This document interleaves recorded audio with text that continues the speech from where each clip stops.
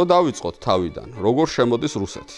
რუსულ იმპერიალიზმზე, როდესაც ვლაპარაკობთ, თან აუცილებლად უნდა ვილაპარაკოთ კოლონიალიზმზე. ძალისმიერი მეთოდებით, ხბლითა და מחვილით მოახვალ თავზე შენ მართლობას, ცვლის მართლობის სტრუქტურას, შენ როგორც სასაზღვრო ზონა უნდა მოემსახურო ჩემს როგორც მეტროპოლის ცენტრის საუკეთესო ინტერესს. მოვიდნენ და აღგავონ პირისაგან მიწისა, ისე რომ თქვენი სახსენებელიც აღარ იქნება.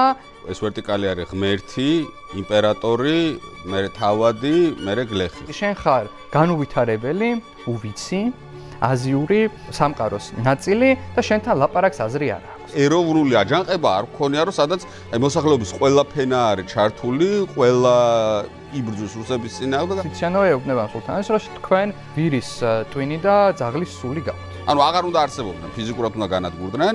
ისინი გაუშვებენ იმ ადგილას ციციანოვს, სადაც უკრაინელებმა გაუშვეს რუსული საბრძოლო გემი. ბრძოლა გრძელდება.